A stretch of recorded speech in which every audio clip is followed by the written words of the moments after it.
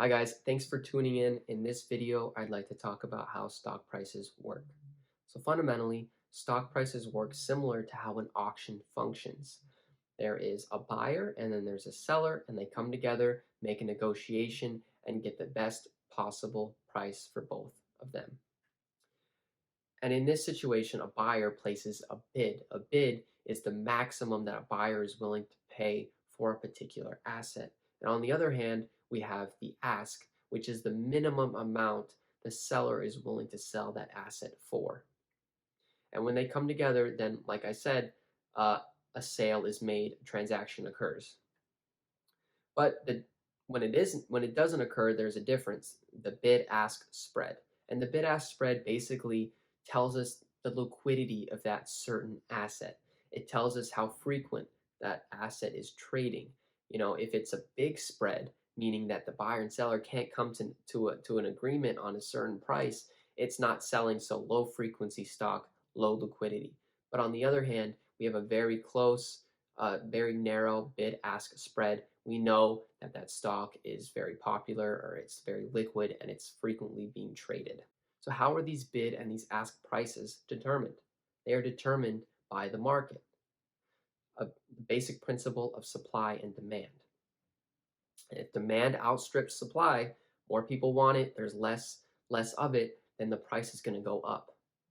Vice versa, if the supply outstrips the demand, more people want to sell, then more people want to buy, the price is going to go down.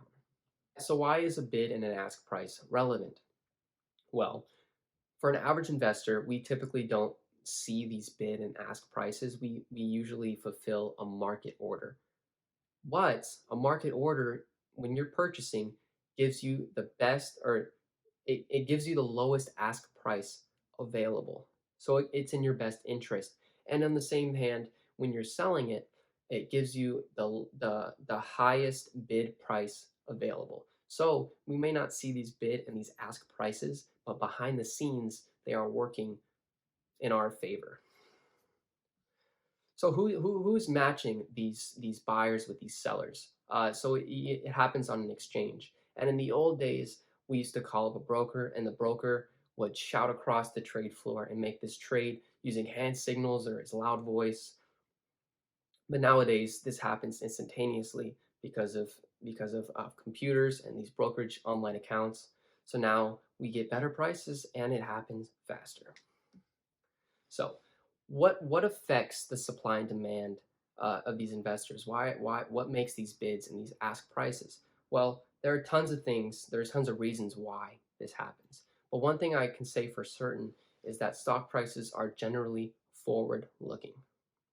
So when investors are making decisions of whether to buy or to sell an asset, they're thinking what is going to happen in the distant future. 2, 3, 4, 5, 10, 15 years in the future, what's going to happen with that particular asset.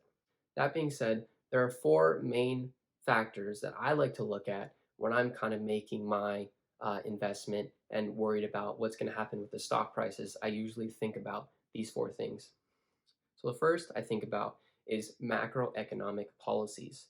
So things such as GDP growth or decline, how is that going to affect the stocks? Because it does have an effect on the stock market in general, as well as the unemployment rate. So let's say we have a positive GDP growth in the first quarter. We're generally going to see S&P, for instance, see a little incline because it's an indicator that the economy is growing. And it works similar with the unemployment rate. We see lower unemployment rate, we know the economy is growing. But there are reasons why it wouldn't necessarily go up or down. So it's not guaranteed to go. The GDP goes up, the stock market is going to go up. Or unemployment rate goes down, or we're going to see the stock market go up. It's not that simple, but it definitely has an effect on stock price.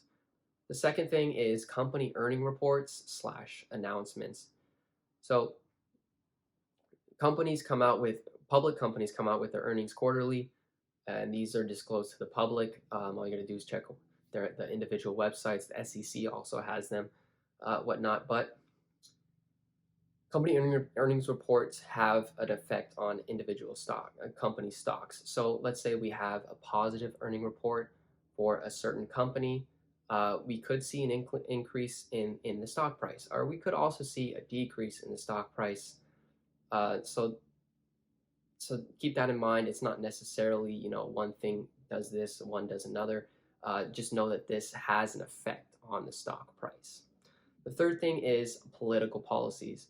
Political policies, especially in 2021, I think are going to have a big effect on the market. There's tons of things coming, such as EV incentives. We have tariffs more than likely coming on maybe China or whatnot to get things in and out, stimulus payments, uh, and tax policies. So all the things I listed are things that could either jump the stock price, lower the stock price, but these are main things that affect how the stock will move.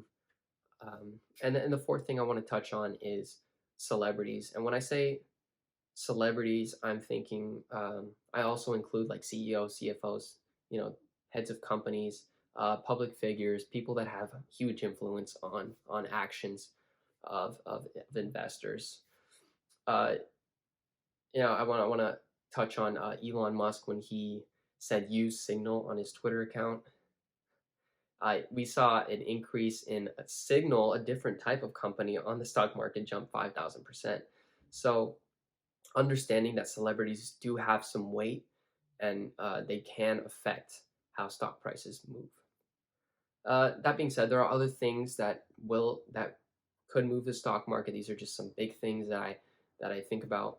And yeah, so in conclusion, it seems simple to see how stock prices work, but understanding why they work is where it gets hazy and a little complicated, even if you are a seasoned investor. But that doesn't mean that you can't do your research, your due diligence, look at what happened back in history during certain periods of distress or booming, and how certain events affected the stock market. And I want to leave you with you know always do your research. And no one can predict the market, so don't feel bad if something doesn't go your way. Always, you can always win. And thank you so much for sticking to the end of the video. I hope you found some value in this. Please like, comment, subscribe, and I'll see you in the next video. Thank you so much.